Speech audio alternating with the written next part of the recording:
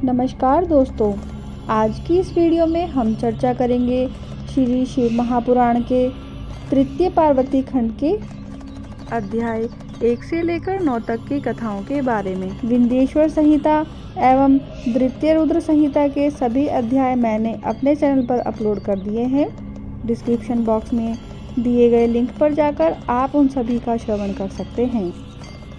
बाबा भोलेनाथ और माँ भगवती अम्बा पार्वती की कृपा आप पर एवं आपके परिवार पर सदैव बनी रहे, ऐसी मेरी बाबा के श्री चरणों में यह प्रार्थना है। तो आइए आज की वीडियो प्रारंभ करते हैं, लेकिन इससे पहले मेरा आप सभी से विनम्र निवेदन है कि अगर आपको मेरी यह वीडियो पसंद आती तो आप इसको लाइक करें और अपने सभी दोस्तों के साथ इसको शेयर भी करें। आपके द्वारा मेरी वीडियोस लाइक किए जाने पर मुझे प्रोत्साहन मिलता है। तो आइए तृतीय पार्वती खंड का प्रथम अध्याय प्रारंभ करते हैं। बोलिए गणेश महाराज की जय, बोलिए मेरे बाबा भोलेनाथ की जय, माँ भगवती अम्बा पार्वती की जय। तृतीय पार्वती खंड पहला अध्याय। इस अध्याय के अंतर्गत हिमाचल के विवाह के बारे में बताया गया है। नारद जी बोले, हे ब्राह्मण, सती अपने पिता के यज्ञ में शरीर त्याग कर पार्वती की कन्या कैसे हुई और उन जगत माता ने तप करके शिव जी को कैसे प्राप्त किया, यह मुझे कृपा करके बताइए। ब्रह्मा जी बोले, हे मुनि शार्दुल, अब तुम परम पावन शिव पार्वती जी के सुंदर चरित्र को सुनो। जब दाक्षायणी देवी ने अपने पिता दक्ष के यज्ञ में जाकर अपना शरीर त्याग दिया, तब उन्होंने हिमालय की प्यारी मेनिका के घर में जन्म लेने का विचार किया, क्योंकि शिवलोक में स्थित मेनिका ने सती देवी के लिए आराधन किया था। समय आने पर देवी ने भी ऐसा ही संकल्प किया। समय आने पर वही देवी अपना वह शरीर त्याग मेनिका की पुत्री बन गई। तब इस जन्म में उन सती देवी का नाम पार्वती हुआ और उन्होंने नारद जी का उपदेश ग्रहण कर अत्यंत कठोर तप किया और शिव जी को प्राप्त किया। नारद जी बोले, हे ब्राह्मण, अब उस मेनिका की उत्पत्ति, विवाह और चरित्र मुझे सुनाइए। वह मेनिका धन्य थी जिनको सती पुत्री हुई। ब्रह्मा जी बोले, हे नारद, अब तुम पार्वती जी की माता का वह परम पवित्र चरित्र सुनो, जो बड़ा ही भक्तिवर्धक है। उत्तर दिशा में हिमाचल नाम का एक महान राजा था, जो अपने श्रेष्ठ पर्वत की सब समृद्धियों से युक्त और बड़ा ही तेजस्वी था। उस पर्वत का बड़ा ही दिव्य रूप है और जो सर्वांग सुंदर, विष्णु का रूप, संतों का प्रिय और शैलराज के नाम से प्रसिद्ध है। उसे हिमालय भी कहा जाता है और उस पर्वत के जंगम और स्थिर 2 भेद हैं। उसी शैलराज ने अपने कुल की स्थिति और धर्मवर्धन के लिए अपना विवाह करने की इच्छा की। तब उसकी इच्छा होते ही समस्त देवतागण पितरों के पास गए और बोले कि यदि आप सभी लोग अपना कर्तव्य पालन करना चाहते हैं और यह चाहते हैं कि देवताओं का कार्य होवे, तो आप मंगल रूपी कन्या मेनिका का विवाह हिमालय पर्वत के साथ कर दीजिए। इससे सभी का भला होगा और देवताओं के पद पद पर होने वाले दुख और हानि का नाश होगा। ब्रह्मा जी कहते हैं, देवताओं का यह कथन पितृगणों को अच्छा लगा और उन्होंने अपने पुत्रियों के शाप की बात याद कर अपनी पुत्री मेनिका का विवाह हिमालय के साथ कर दिया। उस विवाह में बड़ा उत्सव हुआ और हरि आदि सभी देवता और मुनि हिमालय के विवाह में सम्मिलित हुए। फिर विवाह का उत्सव समाप्त होने पर सभी देवता और मुनीश्वर शिव शिवा का ध्यान कर अपने धाम को चले गए। हिमालय उत्तम पत्नी पाकर बड़े आनंदित हुए। हे मुनि, यही हिमालय और मेनिका का विवाह है जो मैंने तुमसे कहा। अब इसके आगे की और क्या कथा सुनना चाहते हो वह कहो। इति श्री शिव महापुराण तृतीय पार्वती खंड का पहला अध्याय समाप्त। बोलिए मेरे बाबा भोलेनाथ की जय, माँ भगवती अम्बा पार्वती की जय। तृतीय पार्वती खंड दूसरा अध्याय। इस अध्याय के अंतर्गत पूर्व आख्यान के बारे में बताया गया है। नारद जी बोले, हे ब्राह्मण, हे महाप्राज्य, अब आप मेनिका की उत्पत्ति और पितरों के शाप का भी कथा कहिए। ब्रह्मा जी कहने लगे, हे सुवर्थ नारद, अब तुम इन मुनियों के मंडल में बैठे हुए मेनिका की उत्पत्ति सुनो। मेरा पुत्र जो दक्ष था, उसकी 60 पुत्रियां हुई, जिनका विवाह उसने कश्यप आदि महर्षियों के साथ कर दिया था। उनमें स्वधा नाम वाली कन्या को उसने पितरों को दिया था, जिससे कि धर्म मूर्ति 3 कन्याएं उत्पन्न हुई। उनमें बड़ी पुत्री का नाम मेनिका, दूसरी का नाम धन्या और तीसरी का नाम कलावती था। ये तीनों पितरों के मन से उत्पन्न हुई थी, इससे ये अयोनिजा मानी गई। इनका नाम लेकर मनुष्य सारे लाभ प्राप्त कर लेता है। ये तीनों जगतवंधा माताएं हुई और ज्ञान की निधि तथा तीनों लोकों में विचरण करने वाली हुई। हे मुनीश्वर, एक समय ये तीनों बहिनें श्वेत द्वीप में विष्णु जी को दर्शन करने गई और वहाँ बड़ी भारी समाज एकत्रित हो गया, जिससे ब्रह्मपुत्र सनकादिक भी आए और सबने विष्णु जी की स्तुति की। और सनकादिकों को देखकर सभी लोग उनके स्वागत के लिए उठ खड़े हुए, परंतु ये तीनों बहिनें उनके सम्मान के लिए न उठी, क्योंकि शंकर जी की माया ने उन्हें मोहित कर दिया था। शिव जी की बलवती इच्छा, वही प्रारब्ध है और उसके बहुत नाम हैं। सारा जगत उनके अधीन है। उसी के वश होकर उन तीनों कन्याओं ने भी सनकादिकों को प्रणाम नहीं किया और आश्चर्य में पड़ी हुई केवल बैठी ही रह गई। उनके उस दुर्व्यवहार से क्रुद्ध होकर सनकादिकों ने उन्हें दंडित करना चाहा और योगीश्वर सनत कुमार ने उन्हें शाप दे दिया कि तुम तीनों श्रुति की जानने वाली थी, तुमने अभिमानवश हमें खड़े होकर अभिवादित नहीं किया और नमस्कार भी नहीं किया, अतएव तुम स्वर्ग से दूर जाकर मनुष्य बन जाओ। अब तुम तीनों मनुष्य की स्त्रियां बनो। हम क्या करें, तुम्हारा कर्म ही ऐसा था, अब उसी का फल रखो। ब्रह्मा जी कहते हैं कि उन तीनों साध्वी बहनों ने चकित होकर ऋषि का वचन सुना और सिर झुकाकर उनके चरणों पर गिरती हुई बोली, हे मुनिवर्य, हे दया सागर, इस समय प्रसन्न हो जाइए। हम लोग मूढ़ हैं, इसी से हम लोगों ने आपको प्रणाम नहीं किया। हे महामुने, इसमें आपका कोई दोष नहीं है, अतएव ऐसी कृपा कीजिए जिससे कि हम स्वर्ग को पुनः प्राप्त कर लें। शिव जी की माया वह सनत कुमार पर चढ़ बैठी। अब वे उन शापोद्वार की बात कहने लगे। उन्होंने कहा, हे पितरों की कन्याओं, अब तुम प्रसन्न होकर मेरे वचनों को सुनो। जिस प्रकार तुम्हें सर्वथा सुख प्राप्त होगा, हिमालय पर्वत हिम के आधार हैं। यह ज्येष्ठा उसकी कामिनी होगी और इसको पार्वती नामक एक कन्या प्राप्त होगी। यह दूसरी कन्या धन्या है, जो कि महायोगिनी जनक की पत्नी होगी, और जिस महायोगिनी के यहाँ यह महालक्ष्मी सीता होकर उत्पन्न होंगी। कलावती वृषभानु की पत्नी होंगी और इस प्रकार द्वापर के अंत में यहाँ लक्ष्मी उनकी पुत्री प्रिया राधा के नाम से प्रकट होंगी। मेनका को पार्वती जी का वर प्राप्त होगा और वह कैलाश तक जाएंगी।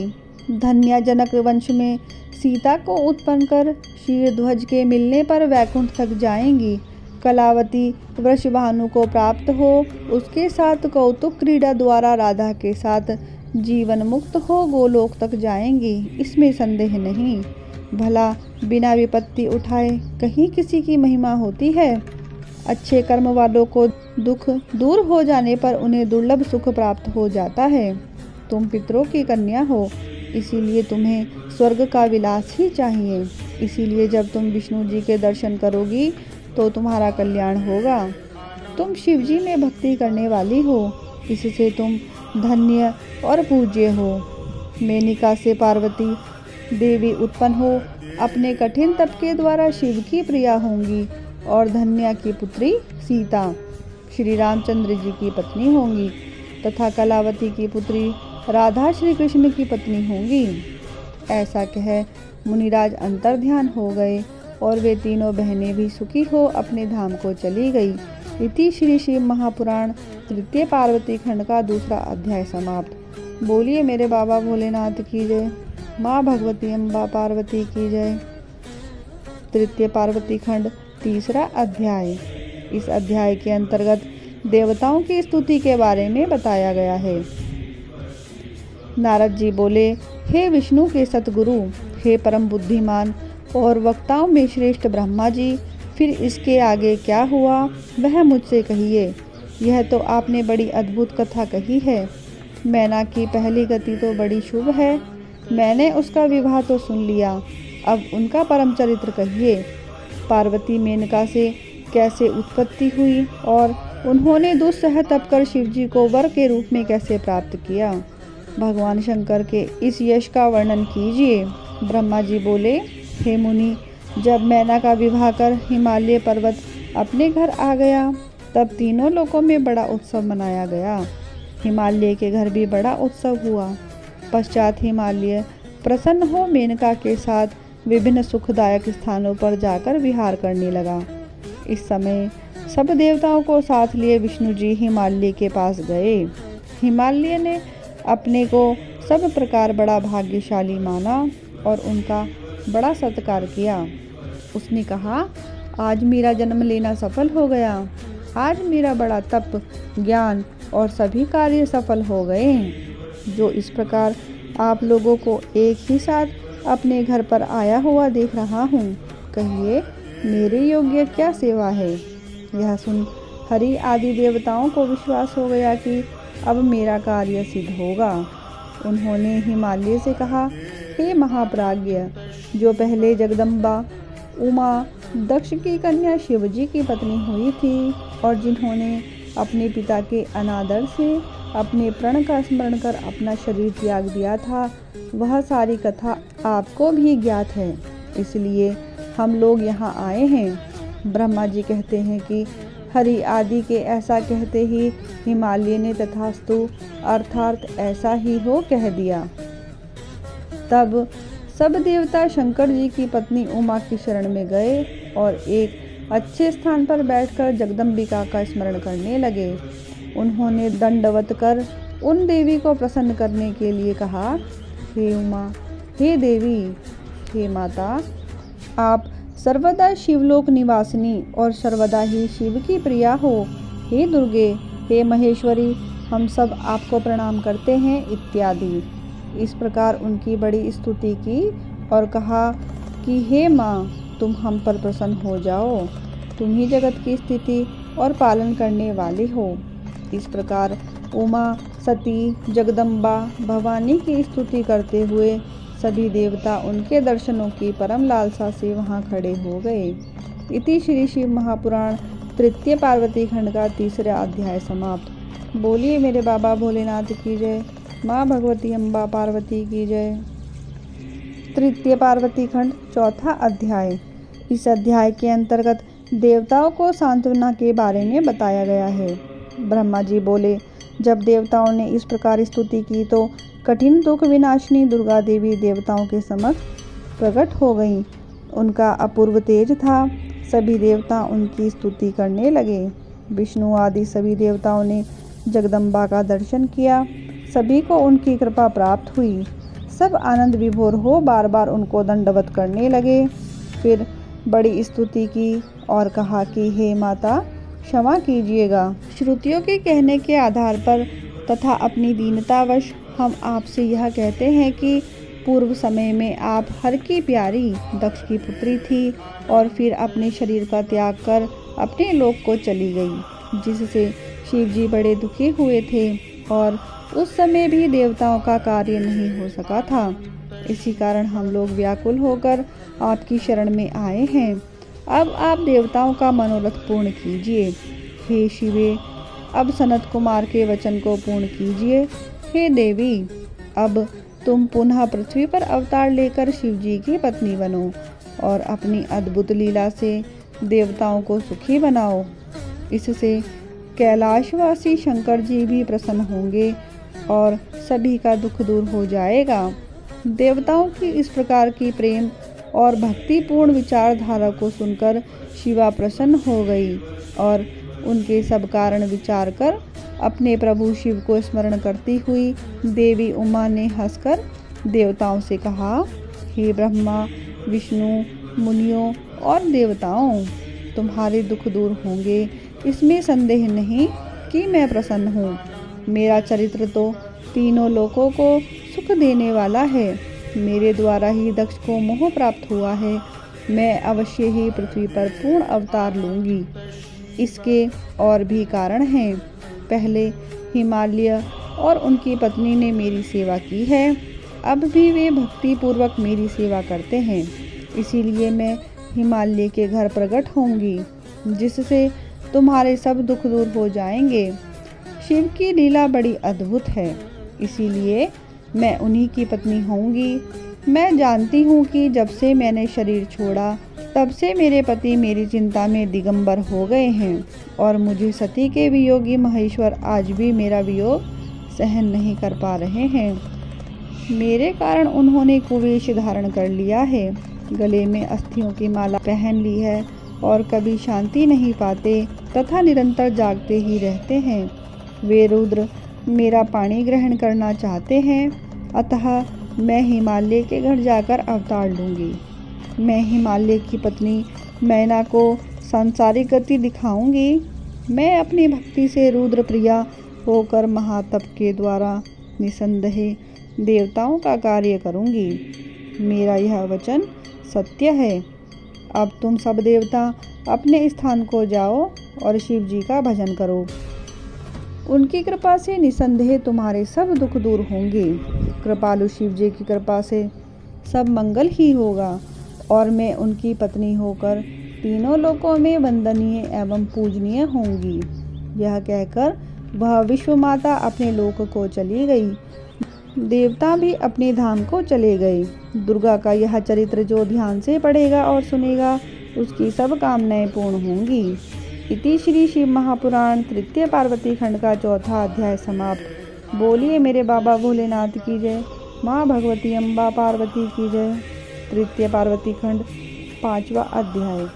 इस अध्याय के अंतर्गत हिमालय और मैना का कठिन तप, देवी का वरदान तथा मैनाक पर्वत की उत्पत्ति के बारे में बताया गया है। नारद जी ने पूछा, जब भगवती दुर्गा अपने स्थान को चली गई तब क्या हुआ? मैना और हिमाचल ने किस प्रकार तप किया और भगवती किस प्रकार उनकी पुत्री हुई, वह सारी कथा आप मुझे सुनाइए। ब्रह्मा जी कहने लगे, हे ब्राह्मणों में श्रेष्ठ नारद, हे पुत्रों में श्रेष्ठ, जब देवगण हिमाचल और मैना को प्रणाम कर चले गए तब हिमालय और मैना ने महाकठिन तप करना आरंभ किया। दोनों पति पत्नी अहिनर शिवाशिव का आराधन में लग गए। 27 वर्ष तक उन्होंने कभी जल पीकर, कभी वायु भक्षण कर, निराहार व्रत कर, शिव सहित पार्वती की मृण्मयी प्रतिमा बनाकर उनका अखंड पूजन किया। इसके पश्चात जगन्मयी उमा मैना पर प्रसन्न हुई और प्रकट होकर बोली कि गिरि कामिनी, मैं तुम्हारे तप से प्रसन्न हूँ। तुमने जो प्रार्थना की है मैं तुम्हारी वही वांछा पूर्ण करूँगी। मैना ने प्रणाम कर भगवती काली की बड़ी स्तुति की। तब भगवती ने कहा, वर मांगो। उन्होंने कहा, यदि आप प्रसन्न हैं तो एक वर तो यह दीजिए कि मेरे दीर्घात्मा 100 पुत्र हों, और दूसरा यह कि देव कार्य के लिए तुम ही मेरी पुत्री होकर रुद्र की पत्नी बनकर अपनी लीला का विस्तार करो। देवी ने तथास्तु कहकर प्रस्थान किया और मैना भी पर्वतराज से जा मिली। उनसे सब समाचार कह उसे सुन पर्वतराज ने मेनका की बड़ी प्रशंसा की। पश्चात कालक्रम से सूरत प्रकृति के द्वारा मेनका को गर्भ रहा और उससे मेनका ने नाग बंधुओं के भोगने योग्य पुत्र उत्पन्न किया, जिनका नाम समुद्र का मित्र मैनाक पड़ा। यह मेनका के 100 पुत्रों में सबसे श्रेष्ठ प्रकट हुए। उस समय हिमाचल के पुर में बड़ा उत्सव हुआ और दोनों पति पत्नी आनंदित हुए तथा सबका कष्ट दूर हुआ। इति श्री शिव महापुराण तृतीय पार्वती खंड का 5वां अध्याय समाप्त। बोलिए मेरे बाबा भोलेनाथ की जय। माँ भगवती अम्बा पार्वती की जय। तृतीय पार्वती खंड 6वां अध्याय। इस अध्याय के अंतर्गत पार्वती जन्म के बारे में बताया गया है। ब्रह्मा जी कहते हैं कि इसके पश्चात मैना ने फिर गर्भ धारण किया। उससे मैना की बड़ी शोभा हुई। जिस प्रकार पृथ्वी के भीतर रत्न रहते हैं, उसी प्रकार पर्वतराज ने अपनी सगर्भा पत्नी को रत्नगर्भा माना और उसने जिस जिस वस्तु की आकांक्षा की पर्वतराज ने उसकी प्रसन्नता के लिए दिया। वेदों द्वारा भी गर्भ पुष्टि के अनेकों उपचार कराए। गिरिराज के प्रसन्नता की सीमा ना रही। विष्णु आदि देवताओं ने आकर स्तुति की। प्राकृतिक दृश्यों की अपूर्व शोभा छा गई। सर्वत्र सुखदायक वायु बहने लगी। महात्माओं को सुख किंतु दुष्टों को दुख हुआ। देवता आकाश से दुंदुभी बजाते, फूलों की वर्षा करते और गंधर्व गीत गाते। गंधर्वों की स्त्रियां नाचती। इस प्रकार आकाश में नित्य ही महोत्सव होता। उसी समय पूर्ण शक्ति शिवा सती महादेवी मैना के सामने अपने रूप में आकर प्रकट हो गई। वसंत ऋतु थी और चैत्र का महीना, नौमी तिथि, मर्गशिरा नक्षत्र और अर्धरात्रि का समय था, जबकि चंद्रमंडल से गंगा की भांति भगवती प्रकट हुई। जैसे लक्ष्मी समुद्र से प्रकट हुई थी, उसी प्रकार मैना के पेट से भगवती प्रकट हुई। भगवती के प्रकट होने से शिवजी प्रसन्न हो गए और शुभ सूचक सुगंधित वायु बहने लगी। मेघ गर्जन के साथ जल वृष्टि और पुष्प वृष्टि भी हुई। हिमालय पर सभी कुछ उत्पन्न होने लगा और उस नगर के सारे दुखों का विनाश हो गया।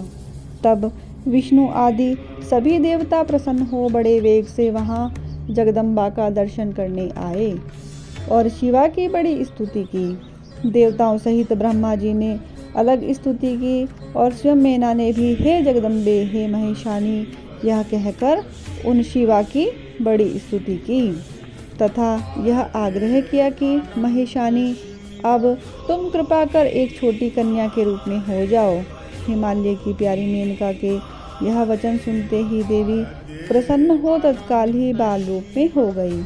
इति श्री शिव महापुराण तृतीय पार्वती खंड का 6वां अध्याय समाप्त। बोलिए मेरे बाबा भोलेनाथ की जय। माँ भगवती अम्बा पार्वती की जय। तृतीय पार्वती खंड 7वां अध्याय। इस अध्याय के अंतर्गत पार्वती की बाल लीला के बारे में बताया गया है। ब्रह्मा जी बोले, अब वह महाकाली भगवती एक छोटी सी कन्या के रूप में रुदन करती हुई ऐसी लौकिक गति को प्राप्त हुई कि बिना तेज के मैना की शैया के चारों ओर प्रकाश फैल गया। वहाँ के दीपक हतकांति हो गए और कन्या का रुदन सुनकर वहाँ की स्त्रियां दौड़कर उनके पास चली आईं तथा कन्या को देखकर बड़ी प्रसन्न हुई। शुद्ध सूचक ने जाकर गिरिराज को पार्वती का जन्म सुनाया। गिरिराज ने उसका ऐसा अमृत वचन सुनकर छत्र छोड़ उसे सब कुछ देने को कहा। फिर अपने पुरोहित को साथ लेकर राजा वहां गए जहां की कन्या का जन्म हुआ था। नीलकमल के समान श्याम वर्ण वाली, मनोहर और नेत्रों को सुखदायक ऐसी कन्या को देख गिरिराज के हर्ष की सीमा ना रही। वे प्रसन्न हो अनेकों प्रकार के मंगलाचार और उत्सव के बाजे बजाने लगे। हिमाचल ने अपने द्वार पर बड़ा उत्सव किया और भिक्षुकों को बड़ा दान दिया। फिर ब्रह्मादि देवताओं और मुनियों ने आकर सब संस्कार पूर्वक उनका काली, महाकाली इत्यादि नाम रखा। पश्चात कालिका देवी बड़ी शीघ्रता से हिमालय के ग्रह में बढ़ने लगी। चंद्रमा की भांति सुंदर रूप धारण करने लगी। नगर के लोग पार्वती तथा कोई सुशीला और कोई बंधु प्रिया भी कहने लगे। जब उनकी माता ने तप के लिए निषेध किया, तब से उनका नाम उमा हुआ। अब वह भगवती देवी गंगा के तट पर अपनी सखियों के साथ गेंद खेलने गई। फिर अपने गुरु से विद्या पढ़ने लगी। अल्पकाल में ही दुर्गा देवी सब विद्याओं में पारंगत हो गई। हे मुने, यह भगवती देवी का चरित्र मैंने तुम्हें सुनाया। अब इनका आगे का और चरित्र सुनो। इति श्री शिव महापुराण तृतीय पार्वती खंड का 7वां अध्याय समाप्त। बोलिए मेरे बाबा भोलेनाथ की जय। माँ भगवती अम्बा पार्वती की जय। तृतीय पार्वती खंड 8वां अध्याय। इस अध्याय के अंतर्गत नारद और हिमालय की बातचीत के बारे में बताया गया है। ब्रह्मा जी बोले, हे नारद, एक समय जब तुम हिमालय के घर गए तो गिरिराज ने तुम्हारा सत्कार कर अपनी पुत्री को बुला उनकी प्रशंसा करते हुए तुमसे उनका गुण दोष पूछा और यह भी पूछा कि इसका पति कौन होगा। तब तुम नारद दुर्गा देवी का मुख और हाथ देखकर बोले कि हे गिरिराज, तुम्हारी यह कन्या सब लक्षणों से युक्त आद्य कला है। यह अपने पति को सुख देने वाली तथा पितरों की कीर्ति को बढ़ाने वाली परम साध्वी तथा आनंद देने वाली होगी। इसके और सभी लक्षण तो शुभ हैं, किंतु एक रेखा अति विलक्षण है, जिसका फल सुनो। योगी, नंगा, गुण रहित, अकामी, माता पिता से रहित और अमंगल वेश वाला ही इसका ऐसा पति होगा। हे नारद, तुम्हारे इन वचनों से उन दोनों पति पत्नी को बड़ा दुख हुआ, परंतु जगदम्बिका दुर्गा हृदय में शिवजी को जान बड़ी प्रसन्न हुई। दुखित हिमाचल ने तुमसे उनका उपाय पूछा। तब तुम कौतुकी नारद ने मीठे वचनों द्वारा हिमालय से कहा कि हे गिरिराज, मेरा वचन असत्य नहीं है। ब्रह्मा की लिखी रेखा असत्य नहीं होती। इसे वैसा ही पति प्राप्त होगा, परंतु मैं इसका एक उपाय कहता हूँ, जिसके करने से सुख मिलेगा। हे गिरिराज, शिवजी ऐसे हैं कि उनमें कुलक्षण भी सुलक्षण हो जाते हैं। प्रभु में दोष भी गुण ही होते हैं, जैसे सूर्य, अग्नि और गंगा है। तुम इस कन्या को शिवजी के लिए दान कर दो। आशुतोष शिवजी इसे ग्रहण कर लेंगे। इसकी सिद्धि के लिए यह तुम्हारी कन्या तप करे। शिवजी ऐसे समर्थशाली हैं कि वे संपूर्ण प्रजा का नाश कर सकते हैं और ब्रह्मादिक उन्हीं के अधीन हैं। फिर तुम क्या करोगे? यह तो स्वयं ही शिव को छोड़ दूसरे से विवाह ही नहीं करेगी। इसके और शिव के समान तो प्रेम किसी का न हुआ और न होगा। हे नरश्रेष्ठ, इस प्रकार ये दोनों मिलकर देवताओं का कार्य करेंगे, इसमें कुछ भी संदेह नहीं है। इस कन्या से शिवजी अर्धनारीश्वर कहलाएंगे और यह अपने तप के प्रभाव से शिवजी के आधे शरीर को हरण कर लेंगी। इनका नाम गौरी होगा और यह हरि तथा ब्रह्मादिक सब देवताओं की पूज्य होकर अत्यंत ख्याति को प्राप्त करेंगी। तुम इसे किसी दूसरे को मत देना और मेरी कही हुई बात को किसी और से न कहना। तुम्हारी यह पुत्री पहले दक्ष के घर में उत्पन्न हुई थी और सती नाम से रुद्र की प्रिया हुई। फिर पिता के यज्ञ में जाकर पति का निरादर देख कुपित होकर अपना शरीर त्याग दिया। अब वही अंबिका भवानी तुम्हारे घर उत्पन्न हुई हैं। यहाँ इनका नाम पार्वती होगा और यह अवश्य ही शिव को प्राप्त होंगी। यह सुनकर हिमालय और मेनिका अपने कुटुंबियों सहित सुखी हुए और उनका संशय निवृत्त हुआ। उधर कालिका जी नारद जी के वचनों को सुनकर लज्जा से अपना मुंह ढकती हुई हंसने लगी। हे नारद, ऐसा कहकर तुम अपने लोक को चले गए और हिमाचल भी प्रसन्न होता हुआ अपने घर में घुस गया। इति श्री शिव महापुराण तृतीय पार्वती खंड का 8वां अध्याय समाप्त। बोलिए मेरे बाबा भोलेनाथ की जय। माँ भगवती अम्बा पार्वती की जय। तृतीय पार्वती खंड 9वां अध्याय। इस अध्याय के अंतर्गत शिव चरित्र का विवेचन किया गया है। नारद जी बोले, हे ब्रह्मा जी, यह तो आपने बड़ी ही अद्भुत कथा सुनाई। इससे तो मेरे हृदय में और भी प्रीति बढ़ी। हे ब्रह्मा जी, जब मैं और हिमालय भी अपने स्थान को चले गए तो क्या हुआ वह कहिए।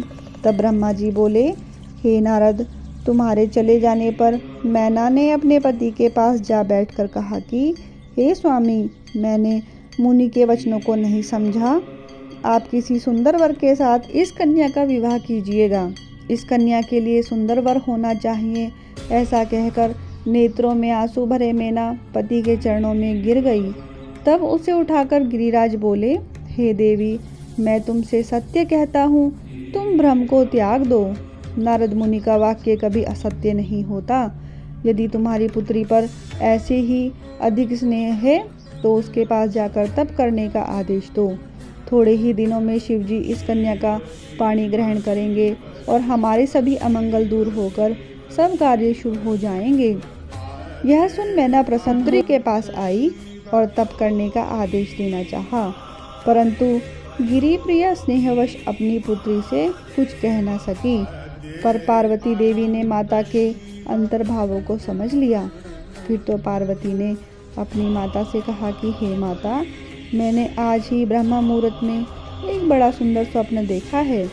एक ब्राह्मण मुझे दया करके यह उपदेश दे रहा है कि हे पुत्री, तुम शिवजी की तपस्या करो। यह सुनकर मैना ने अपने पति को बुलाकर पुत्री का स्वप्न कह सुनाया। उसे सुन गिरिराज को बड़ी प्रसन्नता हुई। उन्होंने कहा, हे प्रिय, आज प्रातः मैंने भी एक स्वप्न देखा है। एक तपस्वी ब्राह्मण मेरे नगर के पास तप करने आया है। मैं अपनी पुत्री सहित उसके पास गया हूँ और उसकी सेवा के लिए मैंने अपनी पुत्री को उसे दे दिया है, परंतु उसने स्वीकार नहीं किया है। फिर भी मैंने अपनी सुता को उसकी सेवा के लिए नियुक्त कर दिया है। अतः हे प्रिय, कुछ समय तक इनकी प्रतीक्षा करो, आगे जो होगा सो देखा जाएगा। हे मुनीश्वर, ऐसा कहकर गिरिराज चुप हो गए और मेनका सहित उस समय की प्रतीक्षा करने लगे। इस प्रकार जब बहुत समय व्यतीत हो गया, तब सती के वियोगी शिव जी अपने गणों को साथ लिए तप करने उसी नगर में आए। यह देख पार्वती जी अपनी सखियों को साथ ले नित्य वहां जाकर उनकी सेवा करने लगी, परंतु काम से पीड़ित होते हुए भी शिव जी में कोई विकार न आया। इसको देख देवताओं ने कामदेव को उनके पास भेजा। शिव जी ने उसे अपनी नेत्राग्नि से भस्म कर दिया। फिर मुनि के वचनों को स्मरण कर अंतर्ध्यान हो गए। पश्चात पार्वती ने महान तप कर शिव जी को प्रसन्न किया और विष्णु की आज्ञा से शिव जी ने पार्वती जी के साथ विवाह किया। हे तात, यह संक्षेप में मैंने शिव जी का परम दिव्य विवाह कहा। अब आगे और क्या सुनना चाहते हैं कहो। इति श्री शिव महापुराण तृतीय पार्वती खंड का 9वां अध्याय समाप्त। बोलिए मेरे बाबा भोलेनाथ की जय, माँ भगवती अम्बा पार्वती की जय। आशा करती हूँ कि मेरे बाबा भोलेनाथ की यह परम दिव्य कथा आपको प्रिय लगी होगी। यदि आपको मेरी यह वीडियो पसंद आई है तो आप कमेंट बॉक्स में ओम नमः शिवाय अवश्य लिखें। वीडियो को लाइक करें, शेयर करें और मेरे चैनल को सब्सक्राइब करना ना भूलें। धन्यवाद।